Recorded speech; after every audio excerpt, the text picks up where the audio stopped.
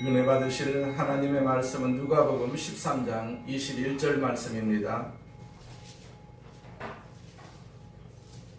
말씀 같이 봉독합니다. 마치 여자가 가루 서말 속에 갖다 넣어 전부 부풀게 한 누룩과 같으니라 하셨더라. 아멘. 할렐루야. 감사합니다. 우리 옆 사람과 인사합니다. 예수님 안에서 좋은 일이 있습니다. 예수님 안에서 항상 좋은 일이 있습니다. 성령 충만합시다. 또 인사합니다. 성령 충만합시다. 자, 앞에 있는 구호 우리 세 번 외칩니다. 나는 하늘의 복 땅의 복을 받았습니다. 나는 하늘의 복 땅의 복을 받았습니다. 나는 하늘의 복 땅의 복을 받았습니다. 아멘. 좋으신 하나님 아버지, 우리에게 은혜 베풀어 주시고 구원하여 주시고 천국 백성으로 삼아 주심을 감사합니다. 우리가 날마다 천국을 소망하는 가운데 살고 있사오니 부디 우리 눈에, 우리 귀에, 우리 마음에 이 천국이라는 사실이 떠나지 않게 하여 주옵시고 날마다 기억되게 하여 주옵시고 천국을 꼭 붙잡고 사는 저희들 되게 하여 주옵소서. 세상은 갈수록 타락해 갑니다. 우리 아버지 하나님 누구 한 사람 믿을 수 없는 그러한 곳에 우리가 살고 있사오니 전능하신 하나님만 믿고 살 수 있도록 우리에게 은혜 주심을 감사합니다. 이 시간에도 예수님께서 우리에게 오셔서 흘리신 피와 찢기신 살을 우리에게 주십니다. 먹고 마실 때 예수님 먹고 마셔서 내 안에 예수님이 계시고 또 나아가서 예수님 안에 내가 있는 그러한 역사가 있게 하여 주옵시고 믿음으로 예배 드리오니 믿음의 역사가 우리의 삶의 가운데 또 우리 기도 가운데 우리 소망 가운데 넘치도록 임하여 주시옵소서. 예수님의 이름으로 기도드립니다. 아멘. 아멘. 누가복음 13장 21절 말씀을 가지고 가루 서말 속에 누룩이라는 제목으로 같이 은혜를 나누고자 합니다. 그러니까 이 카렌다에 보면 오늘이 맥주절이라 그렇게 기록이 되어 있어요. 그러니까 구약 성경에서 맥주절은 이스라엘의 3대 절기, 유월절, 맥주절, 초막절 중 하나로, 그러니까 보리 추수를 마친 뒤 하나님께 감사를 드리는 그런 절기입니다. 맥주절은 보리를 거두는 그런 추수, 가을과 같은 그런 수확기라는 뜻이죠. 우리나라도 올해 보리 추수를 마치고 바로 이제 모심기를 하지 않습니까? 시골에서는 이때가 바로 농번기다 그렇게 말하고 있어요. 학교에서도 중학교, 고등학교 다니는 그런 학생들도 일주일 정도 가정 실습이라고 해가지고 이제 학교를 쉬고 가정일을 돕도록 그렇게 하고 있어요. 그만큼 이때가 바쁜 때다라는 사실이죠. 이때는 집집마다 우리가 누룩을 띄워서 술을 빚어 만드는 일이 매우 일상적인 우리의 관습이기도 했었어요. 농사를 짓는 가정마다 이렇게 술을 빚어서 그 술을 가지고 이렇게 일꾼들에게 술을 대접하고 또 가정에서도 마시고 그러죠. 농사를 짓는 집집마다 누룩으로 술을 담습니다. 그때는 술 담는 이게 불법이었어요.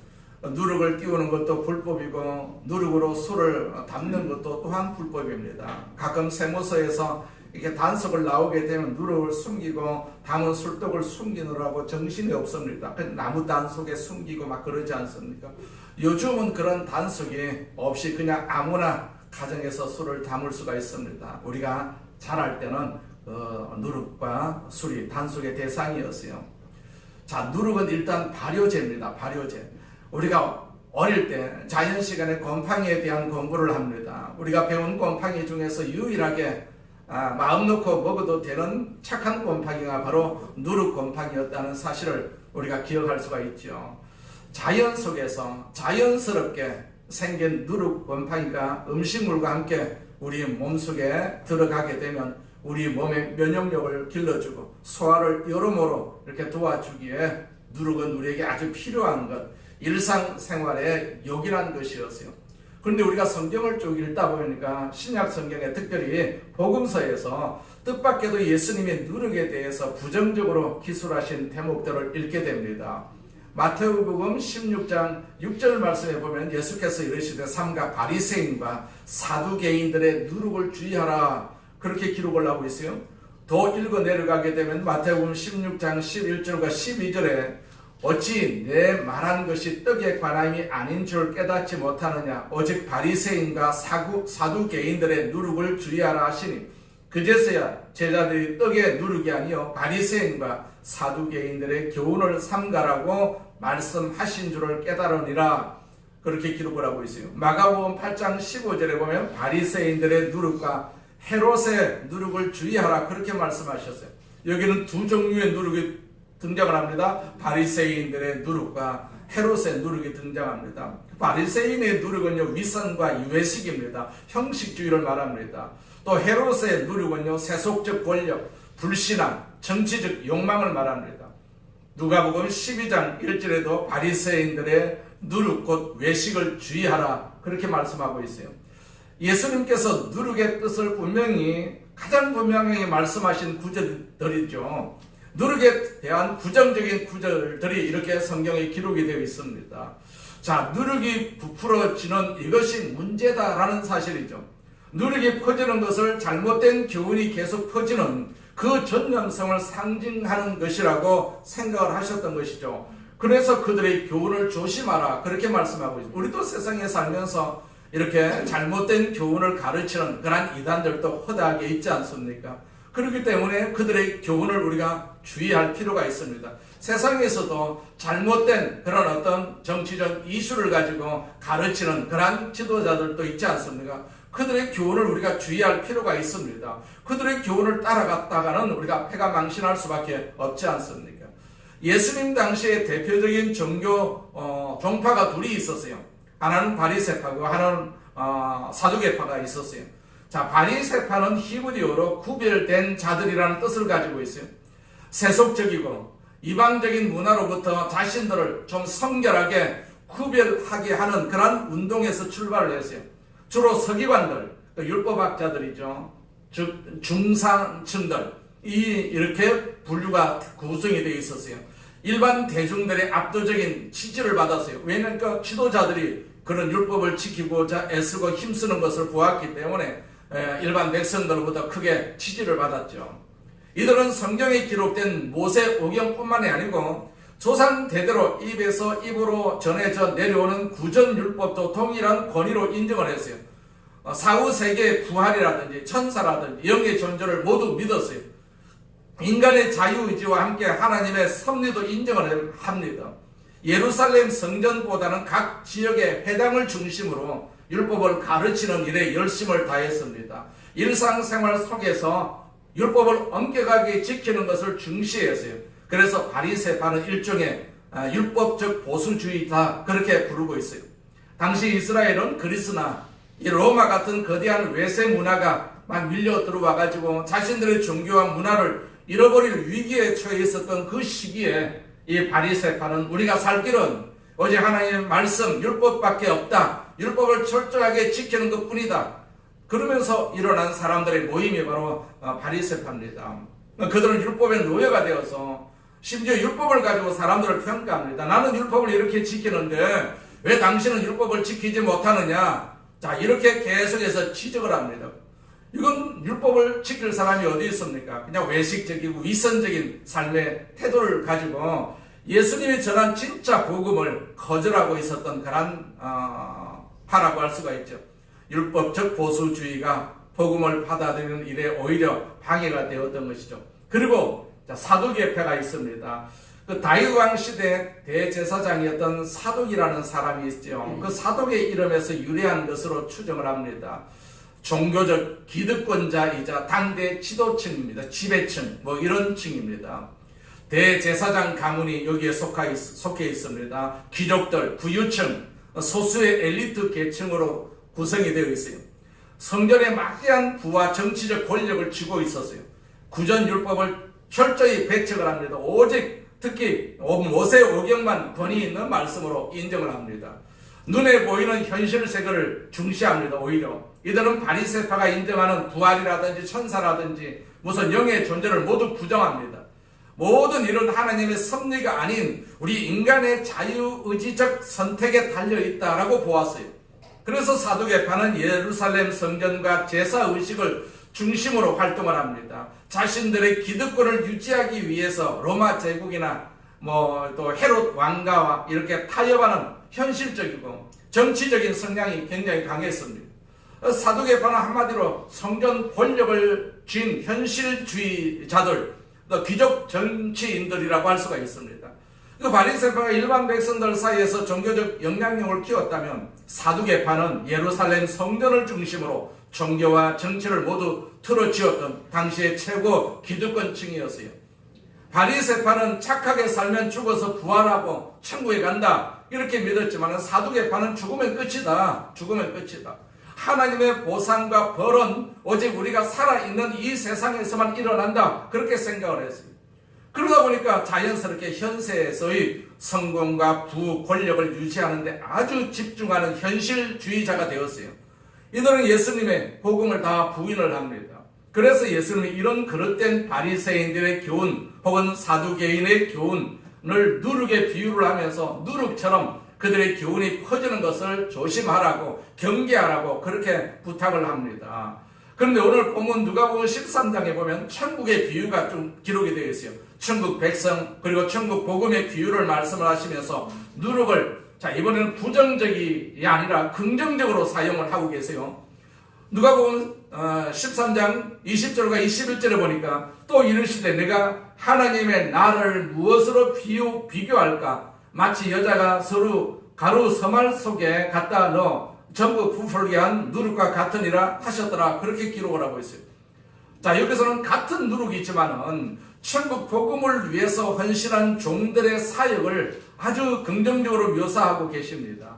여기 누룩으로 묘사된 천국 비유는요, 그렇다면 오늘을 살고 있는 우리들에게 어떤 교훈을 전달하고 있습니까? 첫째로 하나님의 나라의 다양성을 인정할 수 있어야 한다는 얘기입니다. 18절에 보니까 예수께서 말씀을 하시죠. 하나님의 나라는 무엇과 같으면 무엇에 비교할 수가 있을까? 그렇게 질문을 하고 있어요. 보면 바로 직전에 비유가 하나 있는데 그것이 바로 겨자씨의 비유다. 그렇게 성경에서 기록을 하고 있어요. 겨자씨 비유. 그 다음에 누룩 비유. 이렇게 나란히 기록이 되어 있어요. 그리고 이 두 개의 비유는 어떤 공통점을 갖고 있어요. 우선 작은 것이 커진다. 이런 공통점이 있습니다. 그래서 두 개의 비유를 겨자씨와 누룩의 비유 이렇게 성경에서 쓰여져 있습니다. 같은 교훈을 강조하기 위해서 비슷한 또 다른 비유를 반복하고 있어요. 겨자씨 비유만으로 다 전달하지 못한 어떤 교훈을 보완하기 위해서 또 비슷한 그런 비유를 반복하고 있다라는 얘기입니다. 그만큼 중요하다는 얘기입니다. 뭐가 중요합니까? 천국이 그만큼 중요하다. 우리가 세상 문화를 따라가게 되면 천국을 갈 수가 없다라는 사실을 예수님께서 두 가지 비유를 통해서 우리에게 교훈하고 있음을 볼 수가 있습니다. 여기에 우리는 천국의 사역의 그 다양성이라는 관점에서 본문의 비유를 우리가 파악할 필요가 있어요. 우선 겨자씨 비유에 보면 이 겨자씨 비유의 주인공이 남자입니다. 그러나 누룩의 비유에서는 어떤 여자가 그랬다 그렇게 기록을 하고 있죠. 주인공이 여자입니다. 남자 주인공이 있고 여자 주인공이 있습니다. 여기에 하나님 나라 사역의 비유에 여성이 등장을 한다는 얘기입니다. 이것은 그 당시 관점으로 보면 굉장히 파격적입니다. 가히 혁명적이라고 할 수가 있습니다. 하나님 나라에서도 여성들이 남성들과 동일하게 부름을 받고 사용될 수가 있다. 이건 아주 파격적인 사건이었어요. 갈라디아서 3장 28절 말씀에 보니까 너희는 유대인이나 헬라인이나 정이나 자유인이나 남자나 여자나 다 그래도 예수 안에서 하나이니라 그런 말씀이 있었어요. 이것은 인류 문화사적으로도 굉장히 중요한 구조인데 왜냐하니까 종과 자유인이 하나다. 그 다음에 남자나 여자나 그래도 예수 안에서 하나다. 하나라는 단어가 아주 파격적인 부분이거든요. 바로 이 말씀에 근거해가지고 결정적으로 근대 여성 해방운동 혹은 노예 해방운동의 사상적 기초를 이 말씀이 우리에게 던지고 있는 것입니다. 복음 사역에 관해서는 남자나 여자나 차별이 없다는 얘기입니다. 차별이 없다. 천국은 남자만 가는 것이 아니라 여자도 갈 수가 있다는 얘기입니다.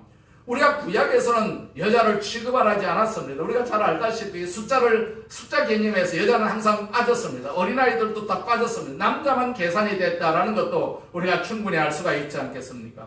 그런데 예수님이 이 땅에 오시고 난 뒤에 여자들도 천국 갈 수가 있다라는 사실을 여기 오늘 비유를 통해서도 우리에게 확실하게 말씀하고 있는 것입니다.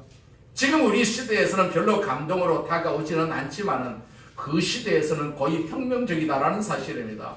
그러니까 바로 이 두 개의 비유를 통해서 주님은 이런 놀라운 진리를 보완하고 계신 것입니다. 또 하나, 겨자씨 비유에서 씨가 자라나고 영향을 끼치고 있던 밭입니다. 이렇게 기록을 하고 있죠. 자기 채소밭에 갖다 심은 사람이라고 했어요. 반면에 누룩은요, 집에서, 가정 안에서 발효가 되고 있었던 것입니다. 밭이 우리의 사회를 상징하고 있다면 반대로 누룩은 우리 가정을 상징하고 있는 것 아니겠어요? 지금의 저희 하나님 나라는요, 우리 집에서도 그 나라가 구현이 되어야 되고요. 또 하나님 나라는 우리가 살아가고 있는 이 사회 속에서도 구현이 되어야 된다라는 진리를 지금 전달하고 있습니다. 우리 가정만 구원받는 것이 아니라 이웃의 가정도 구원을 받고, 교회만 구원받는 것이 아니라 이 사회도 구원을 받고, 이런 진리가 이 말씀 속에 다 포함이 되어 있다는 사실을 우리가 알 수가 있죠. 또 한 가지, 우리가 이 두 가지 비유의 보완점은, 이 겨자씨라는 것은 우리 눈에 볼 수도 있도록 가시적으로 자라는 것을 볼 수가 있어요. 씨를 심게 되면 나무가 자라는 것을 볼 수가 있어요. 자, 외형적으로 성장하는 하나님의 나라를 보여주고 있습니다. 그런데 누룩은 잘 보이질 않습니다. 볼 수가 없게, 보이지 않게 그것은 성장하고 있지 않습니다. 자, 빵 속에 누룩을 넣어보세요. 빵이 부푸는 것을 우리가 금방 알 수가 있지 않습니까? 그 안에서 작용을 하고 있거든요. 하나님의 나라는 외형적으로도 성장하지만 내면적으로 보이지 않게 사람들의 내면에, 마음에 스며들어가지고 조용히 성장할 수도 있다. 그래서 하나님 나라의 두 가지 특성이 있는데, 외형적으로도 성장을 한다, 내형적으로도 성장을 한다는 얘기입니다. 하나님 나라는 외형적으로도 자라지만은 더 중요한 것은 내면적으로 사람들의 내면 안에서 하나님 나라가 확장되고 있다라는 얘기입니다. 내면적으로 변화를 일으키고 있다. 그래서 하나님 나라는 때때로 공개적으로 담대하게 선포될 필요도 있지만 하나님 나라는 조용히 사람들의 마음속에 스며들게 하는 경우도 있다라는 사실입니다. 자, 세상 사람들은 교회를 통해서 하나님의 역사를 볼 수가 있지 않습니까? 사람들은 잘 몰라요. 사람들은 똑같으니까, 자기들하고 살고 같이 교제하고 있으니까 이 사람이 정말로 교회 같은 그런 하나님의 능력을 갖고 있는지 없는지 잘 몰라요. 내가 얘기를 해야 저 사람이 교회를 다니는 사람이로구나, 기도하는 사람이로구나, 그렇게 알지. 그냥 같이 다니면은 몰라요. 군중 속에 교회 다니는 사람 구분되어 있고 안 되어 있고 그거는 모르지 않습니까? 그러나 우리가 교회를 다니면서 하나님을 믿고 신앙생활을 하면서 내 마음속에 하나님의 역사가 자라고 있는 것이죠. 하나님 능력이 자라고 있습니다. 우리는 신앙이 자라야 되지 않습니까? 성숙해야 됩니다. 신앙이 항상 머물고 있으면 안 됩니다. 작년 다르고 올 다르고 내년 달라야 되거든요. 똑같으면요, 신앙이 잠재되어 있는 것, 잠정적으로만 있는 것 아니겠어요? 하나님의 나라는요, 역동적입니다. 항상 움직이고 그 결과를 항상 하나님께서 살펴보고 계시는 것을 볼 수가 있어요. 예컨대 우리가 기독교 사역 가운데서 전도나 선교 이런 것은 복음의 외형적인 선포라고 할 수가 있죠. 하나님 나라의 외형적 선포라고 할 수가 있지만, 그러나 우리가 오른손이 하는 것을 왼손이 모르게 이웃들을 섬기는 경우가 있지 않습니까? 섬기는 것, 사회적 봉사 이런 것들은 조용히 하는 것이죠. 그래서 사람들의 마음을 자꾸 변화를 시킵니다. 복음은 이런 내면적인 역동성을 동시에 지니고 있다라는 두 개의 측면을 함께 이렇게 보여주고 있어요. 여기에 바로 하나님 나라의 사역의 다양성 혹은 다면적 차원이 존재하고 있다라는 사실이죠. 이것이 예수님으로 하여금 겨자씨의 비유에서 누룩의 비유를 첨가해가지고 말씀하신 중요한 이유다라고 우리가 생각할 수가 있습니다. 하나님의 나라는 다양하다는 것입니다. 천국은 누구나 갈 수가 있다는 것이죠. 천국은 누구나 갈 수가 있다. 천국은 마치 그래서요, 겨자씨 하나과 같다. 천국은 마치 누룩과 같다. 그렇게 말씀하고 있어요.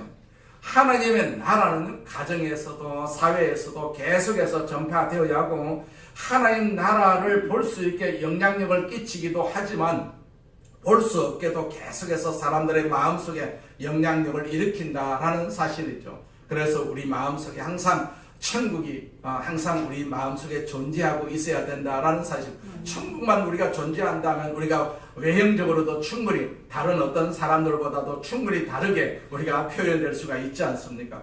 그래서 내 속에 항상 천국이 존재하고 있다. 천국이 존재한다면, 하나님이 내 마음속에 존재한다면 우리는 모든 것이 다 달라질 수밖에 없지 않겠어요? 나는 천국 백성이다. 우리가 길을 가다가도 천국 백성이다. 나는 차를 타고 가다가도 천국 백성이다. 이런 고백이 우리에게 필요합니다. 우리는 세상에 그냥 눈을 떠가지고 천국에 대한 이야기는, 생각은 자꾸 이렇게 감추고 있는데, 감추면 안 되거든요. 세상은 마귀가 존재하는 그런 곳입니다. 절대적으로 마귀가 존재하다라는 사실을 우리가 너무나도 잘 알고 있지 않습니까? 그래서 내 손에 항상 성령님이 항상 이렇게 잡혀 있어야 됩니다. 내가 잡고 있어야 돼요. 그래야만이 우리가 험한꼴을 당하지 않을 수가 있다라는 얘기입니다. 근데 가만히 그냥 뭐 천국 생각하지 아니하고 하나님 생각하지 아니하고 세상 생각하니까 우리가 어려움을 당하고 우리가 고통을 당하는 그런 일들이 있지 않습니까? 교회가 정말로 천국의 목소리만 낸다면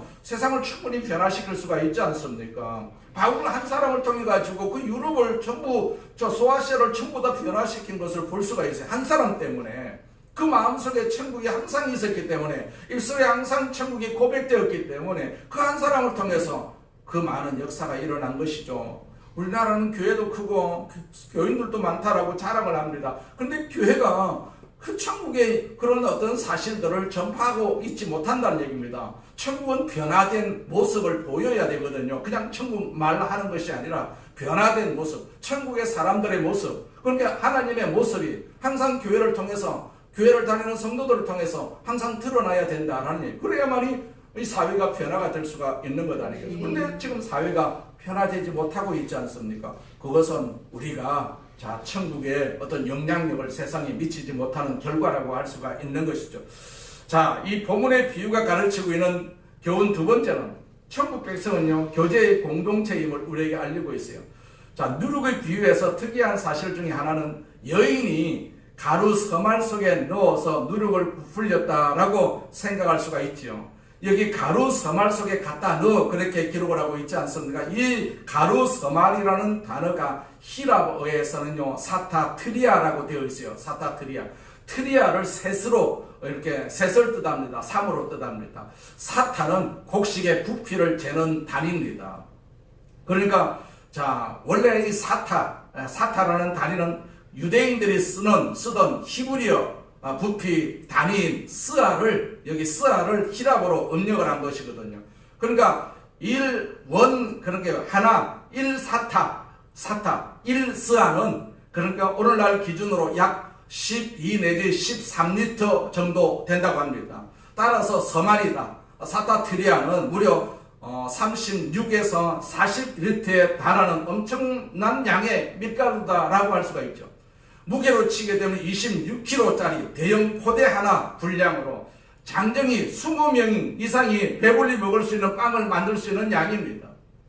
겨우 손가락만한 마디 하나의 누룩이, 그 조각이 거대한 가루 서말을 전부 부풀게 만든다는 점에서, 하나님 나라가 처음에는 좀 미약해 보여도 결국 세상을 거대하게 변화시킬 것이라는 메시지를 극적으로 보여주는 그런 단어입니다. 우리가 창세기 18장이 이런 말씀으로 시작이 되죠. 1절과 2절 말씀에 보면, 여호와께서 마물의 상수 나무들이 있는 곳에서 아브라함에게 나타나시니라. 날이 뜨거울 때 그가 장막문에 앉아 있다가 눈을 들어 본즉 사람 셋이 맞은편에 서 있는지라, 그렇게 기록을 하고 있어요. 날이 뜨거울 때 자기 집 앞에 상수리 나무가 있어서 거기 앉아있는 아브라함과 사라 앞에 누가 나타납니까? 손님이 덜렁 나타났어요. 세 사람이 나타났어요. 사람 셋이 맞은편에 서 있는지라, 그렇게 기록을 하고 있어요. 그런데 이어지는 말씀, 창세기 18장 6절 말씀에 보니까 아브라함이 급히 장막으로 가서 사라에게 이르되 속히 고운 가루 세 스아를 가져다가 반죽하여 떡을 만들라 하고, 그렇게 기록을 하고 있죠. 여기 우선 손님이 몇 명이 등장합니까? 3명이 등장을 합니다. 사라가 이제 이분들을 대접하기 위해서 밀가루 얼마를 사용합니까? 3스아라고 기록을 하고 있어요. 장막 문 앞 나무 그늘에 앉아있는 아브라함과 사라가 맞은편에서 범상치 않은 손님들이 딱 등장을 하니까, 이 시대를 사는 사람들이 아마 정이 많았던 것 같습니다. 대접하는 것을 아주 잘했던 것 같습니다. 낯선 손님이 등장을 하니까 그 손님 대접이 예의였기 때문에 자, 저분들은 뭘로 대접을 하지? 그러다가 고운 가루 새 스아를 가지고 손님을 대접할 생각을 했다라는 얘기입니다. 이제 새 손님의 정체에 대해서 우리 기독교 신학 안에서는요, 성경학자들이 이 새 손님을 삼위일체 하나님의 등장이다 그렇게 표현을 하고 있어요. 그 한 분을 여호와께서라고 본문이 기록하고 있으니까 나머지 두 분은요, 하나님과 함께 한 두 천사가 등장한 것이다. 그러니까 성령님, 성부, 하나님 같이 대동을 해서 참석을 한 것이죠. 나타난 것이죠. 이렇게 해석을 옛날부터 해왔어요. 여기 영적인 존재가 출현한 것은 사실이죠. 그리고 아브라함과 사라가 함께 이 손님을 모시고 식탁에 앉아서 이제 그들이 만든 떡으로 함께 교제를 나눕니다. 여기서 분명하게 하나님과 하나님 백성들 사이에서 이루어지고 있는 거룩한 영적 교제를 상징하고 있거든요. 근데 정교회, 동방정교회에서는요, 아브라함과 사라를 찾아오신 삼위일체 하나님의 존재를 아주 옛날부터 이콘이라는 그림으로 특별한 성화를 만들어서 이것을 기억하고 묵상하게 만들었어요.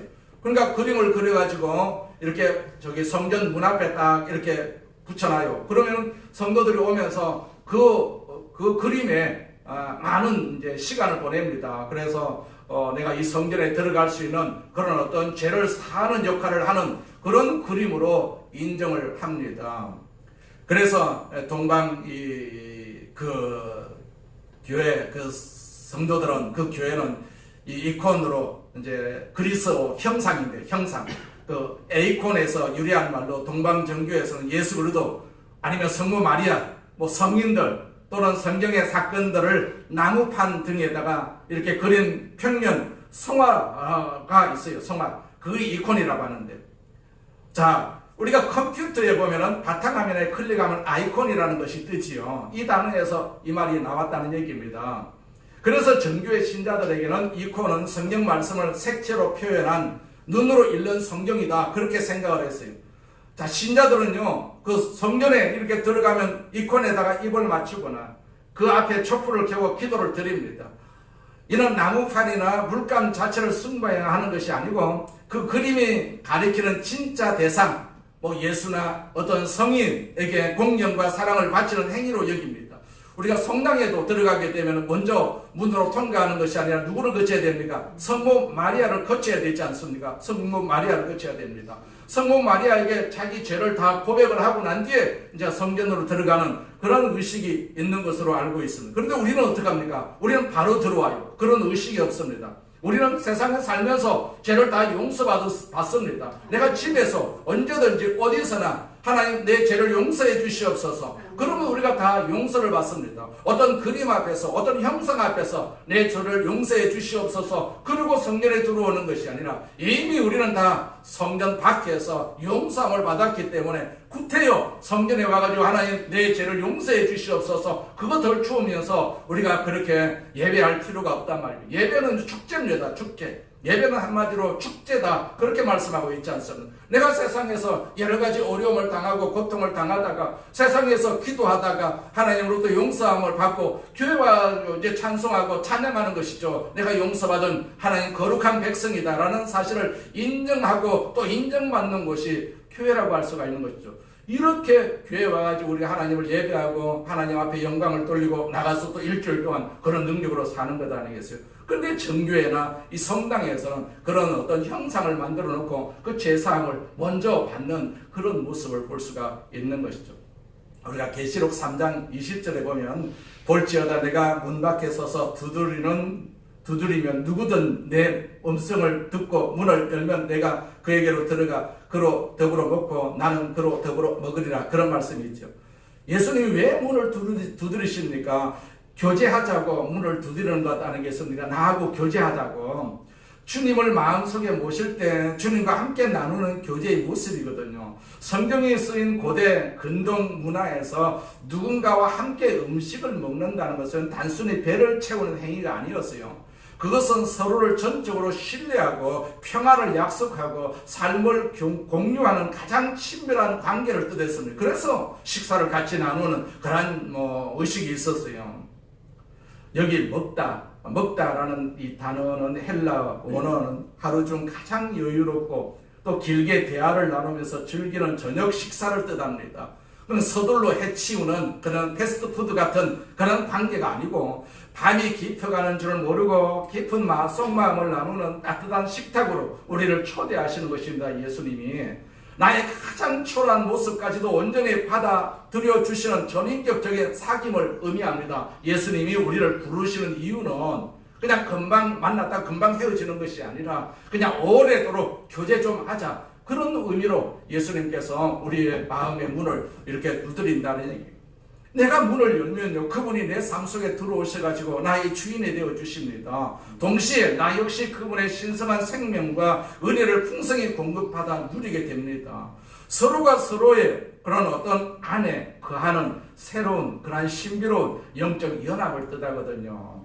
이렇게 교회는요, 하나님의 나라는 천국 백성들의 교제의 공동체입니다. 비록 성경에서 누룩은 때때로 죄를 상징하는 요소로 등장하기도 하지만은 이 누룩조차도 하나님의 손에서 거룩하게 빚어져 가지고 이제는 서로를 거룩하게 하고 서로를 영적으로 배불리는 영적인 지체들이 된 것이다, 그렇게 말씀하고 있어요.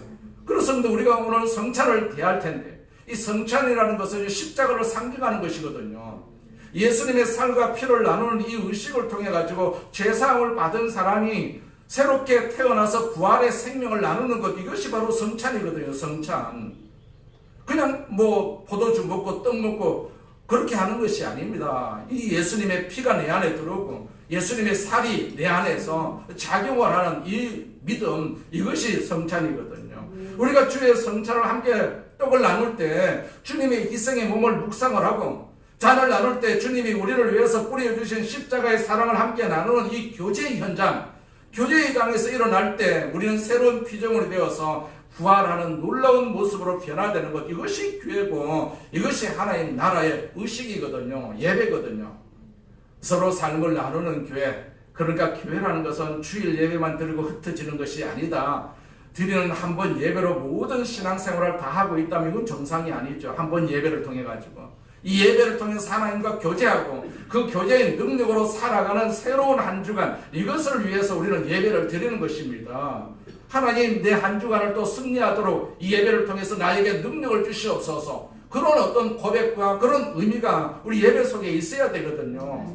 그냥 마지 못해서 예배 드려야 된다더라, 예배 안 드리면 내가 지옥 갈지도 모른다, 이런 의식이 아니고 이 예배를 통해서 나 한 주간 또 승리할 수 있도록 하나님께서 힘 주시옵소서. 우리가 세상을 이길 수 있는 힘이 바로 예배를 통해서 이겨야 되는데, 그냥 우리가 보편적으로 예배가 많으면은 예배 계속해서 참석을 해가지고 우리가 이길 수가 있는데, 한 번 예배 가지고 우리가 이 세상을 일주일 동안 어떻게 이길 수가 있습니까? 사탄이 얼마나 힘이 센데 그 사탄을 내 한 번, 한 시간의 예배를 가지고 이길 수가 있다? 절대로 이길 수가 없거든요. 그렇기 때문에 우리가 새벽 예배도 필요하고 또 큰 교회는 구역 예배도 필요하고 심지어는 성령 대망에도 필요하고 기도원 예배도 필요하고 계속해서 예배를 드리지 않습니까? 계속해서. 그런데 지금은 예배의 그런 어떤 횟수가 굉장히 많이 줄어들었다는 것도 우리가 충분히 알 수가 있죠. 예배를 통해서 하나님과 교제하는 것입니다. 예배를 통해서 초대교회 그리스도인들의 삶 속에서는 늘 교제가 있었어요. 그들이 떡을 떼면서 삶을 나누고 마음을 나누고 함께 기도하고, 그래서 교회가 주일 예배, 유예, 또 구역 예배, 성령 대망의 이런 모임을 강조하고 있는 이유가 바로 거기에 있는 것이죠. 주일 예배만으로 내 신앙을 온전하게 커버할 수가 없다는 얘기입니다. 함께 소그룹으로 모여서 살아온 이야기, 아픔과 슬픔을 내놓고 서로를 위해서 기도하고 서로 바로 거기에서 함께 하시는 성령을 경험하는 것, 이게 신앙생활의 진수라는 얘기죠. 이것이 교회의 본질이고 그것이 하나님 나라의 본질이다, 이 말씀이거든요. 그것을 교훈하는 것이 바로 누룩의 비유다, 그렇게 말씀하고 있어요. 우리가 항상 모여야만이, 두세 사람이 모여야만이 하나님의 역사가 임하는 것을 볼 수가 있지 않겠어요? 내 혼자는 힘이 약하다 할지라도 우리가 두세 사람이 모여가지고 기도하고 예배 드리게 되면 하나님의 역사가 그만큼 크게 임하는 것을 우리가 충분히 알 수가 있죠. 세 번째로, 이 누룩의 비유는 섬김의 풍성한 결실을 우리에게 기대하는 것입니다. 자, 누룩의 비유 마지막 강조점이 있다면 표적, 곧 특성이라고 할 수가 있어요. 하늘 나라는 누룩에 빗댈 수가 있다. 여자가 누룩을 가져다가 밀가루 새 포대에 섞어 넣었더니 반죽이 부풀어 올랐다. 자, 하나님의 나라가 그렇다, 교회가 그렇다라는 것을 우리에게 상징적으로 말씀하고 있어요. 사실 여기 본문에 밀가루 세포대, 창세기 18장의 가루 세스아, 이 세스아는 손님 셋을 섬기기에는 너무나도 많은 분량입니다. 많이 먹는 손님이라도 이 정도의 분량, 이 세스하면요 대가족이 한 주간 내내 먹을 수 있는 그러한 분량이거든요. 그러니까 최대로 이것을 초대해가지고 한꺼번에 한 20명 정도 이상 먹일 수 있는 분량, 이게 세스아의 단위입니다. 그래서 성경학자는 창세기에서 사라가 3명의 손님을 위해서 세스아의 빵을 준비한 대목에서 고대 히브리 사람들은 어마어마한 양의 반죽이 부풀어 오르는 광경을 연상을 합니다. 연상을 하면서 입가에 흐뭇한 미소를 짓는다는 얘기입니다. 이렇게 말합니다. 그러니까 이 정도의 양으로 손님을 대접하는 것은요, 최소한의 예의를 지키는 것이 아니다, 그 말이거든요. 의무적인 최소한의 섬김이 아니라 풍성한 섬김, 풍성한 사랑, 풍성한 나눔을 연상하게 하는 것입니다. 하나님의 백성들의 교제는 바로 그와 같은 것이어야 한다라고 교훈하고 있음을 볼 수가 있습니다. 이것이 바로 성경의 가르침입니다. 예수님의 그 오병이어의 기적이 초래한 결과가 우리가 생각나지 않습니까? 보리떡 5개로 물고기 2마리로 그 많은 사람들을 먹이고, 그리고도 얼마가 남았습니까? 12강주가 남았다, 그렇게 기록을 하고 있어요. 풍성한 기적이고 풍성한 나눔이다라는 얘기입니다. 그것은 예수님 자신의 약속이었어요. 예수님 자신의 약속. 요한복음 10장 10절 말씀에 보니까 내가 온 것은 양으로 생명을 얻게 하고 더 풍성히 얻게 하려는 것이다. 이제 사도 바울의 교훈을 연상을 해봅니다. 빌립보서 4장 19절에 보니까 나의 하나님이 그래도 예수 안에서 영광 가운데 그 풍성한 대로 너희 모든 쓸 것을 채우시리라. 초대교회 성도들이 물질적으로 넉넉했기 때문에 이렇게 그들이 서로를 채우면서 살아갈 수가 있었다, 그 얘기가 아니거든요. 물질적으로 넉넉했기 때문이 아니라 넉넉한 사랑이 있었기 때문에 나눌 수가 있었다는 얘기입니다. 고린도후서 8장에 보시게 되면 예루살렘에 기근이 들었다는 소식을 듣고 저 마케도니아의 지방의 성도들이 그 예루살렘의 성도들을 위해서, 그 교회를 위해서 헌금을 합니다. 고린도후서 8장 2절을 보니까 환난의 많은 시련 가운데서 그들의 넘치는 기쁨과 극심한 가난이 그들의 풍성한 연보를 넘치도록 하게 하였느니라. 이건 말도 안 되는 말씀이거든요. 경제적으로 극심한 가난에 시달리고 있는 마케도니아 그 성도들이 풍성한 연보를 넘치도록 했단 말입니다. 이유가 무엇입니까? 넘치는 사랑이 있었기 때문에. 물질이 있었던 것이 아니라, 물질은 자기들도 먹을 수가 없을 만큼 부족합니다. 그런데 넘치는 사랑이 있었어요. 예루살렘에 기근이 들어가지고 예루살렘 교회 성도들의 힘을 잃을 수밖에 없다. 그래서 마게도니아 성도들은요, 자기들도 먹을 것이 없는데 이렇게 모아가지고 풍성하게 헌금을 했다라고 기록을 하고 있어요. 고린도후서 8장 7절에서 이 사건을 다시 조명하고 있는 말씀이죠. 오직 너희는 믿음과 말과 지식과 모든 간절함과 우리를 사랑하는 이 모든 일에 풍성한 것 같이 이 은혜에도 풍성하게 할지니라 그랬어요. 여기 이 은혜라는 것은 나누는 은혜거든. 나누는 은혜. 우리가 이미 풍성한 사랑을 경험을 했다면 나누는 은혜도 우리는 풍성할 수가 있어야 한다는 얘기입니다. 어떻게 그들에게 이런 것이 가능합니까? 이어지는 말씀 고린도후서 8장 8절에 보니까 내가 명령함으로 하는 말이 아니요 오직 다른 이들의 간절함을 가지고 너희의 사랑의 진실함을 증명하고자 함이로다. 강요된 사랑은 사랑이 아니지 않습니까? 사도 바울은 고린도 교회를 세운 영적 지도자였기 때문에 얼마씩 내십시오. 그래서 우리 예루살렘 교회를 도웁시다. 그렇게 권위 있게 명령할 수도 있습니다. 하지만 바울은 그렇게 하지 않았어요. 왜냐하면 율법적인 의무나 억지 혹은 체면 때문에 마지못해서 하는 행동은 결코 사랑이 될 수가 없기 때문이죠.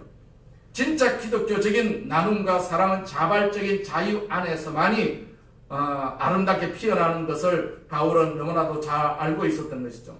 그래서 마케도니아 교회들은 당장 자신들도 먹고 살기 힘들 정도로 극심한 가난을 겪고 있었음에도 불구하고 예루살렘 교회를 돕는 일에 기쁨으로 차고 넘치게 동참을 한 것으로 성경에서 기록을 하고 있어요.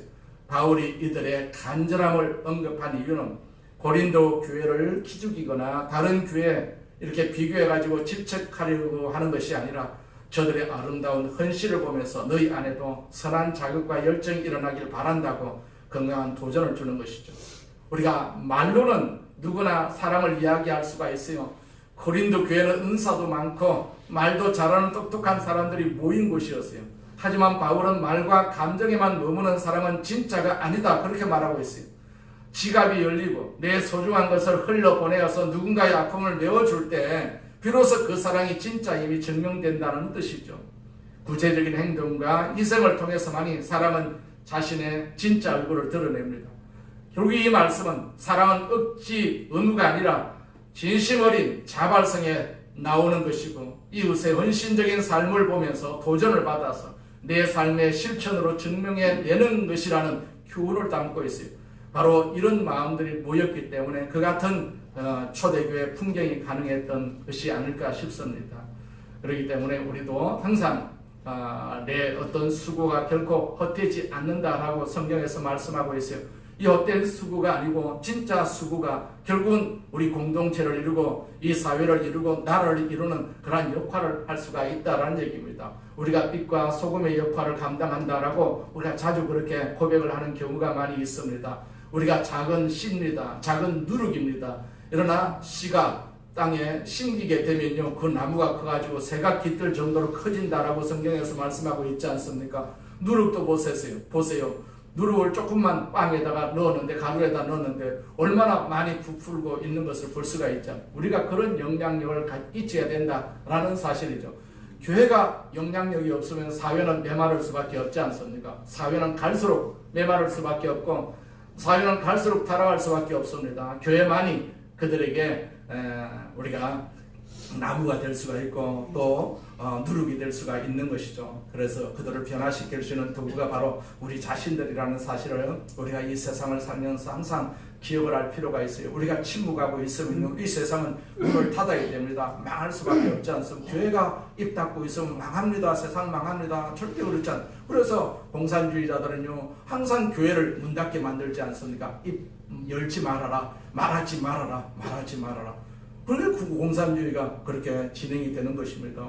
우리가 입 닫고 있으면 이 세상을 바라보면서 이 부조리한 세상을 바라보면서 교회가 딱 입 닫고 있으면 망합니다. 나라가 망합니다. 절대로 흥할 리가 없지요. 교회가 입을 열어야만이 비로소 흥한다라는 사실도 우리가 지나온 보릿고개를 통해서도 충분히 경험을 했지 않습니까? 교회가 왕성하니까 그때는 뭐 교회가 보세요. 그냥 부흥회로 넘쳐났습니다. 온 곳에 그냥 플랜카드가 그냥 사경회다, 부흥회다, 누구 목사, 누구 부흥사 이렇게 소개가 막 됐지 않. 지금은 없어요. 그거 못 끄는가 봐. 이제는 못 끌어. 사회에 이렇게 플랜카드 못 끄나 봐. 그러니까 아무 그런 것이 없어요. 그러니까 교회가 죽어요. 자꾸 계속해서 죽어요. 죽으니까 이 사회도 죽을 수밖에 없고 나라도 죽을 수밖에 없고 그럼 거짓이 판을 치는 것이죠. 교회가 진리인데 진리가 말을 하지 않으니까 거짓이 판 치는 수밖에 없는 것이죠. 그래서 우리가 작은 계좌시다 보잘것없어도 내가 교회 뭡니까 나라를 위해서 기도하고 사회를 위해서 기도하고 우리가 누룩의 역할을 감당하게 되면 우리의 이 수고의 기도가 결코 헛되지 않고 반드시 하나님의 역사가 있게 될 것을 우리는 믿을 줄로 믿습니다.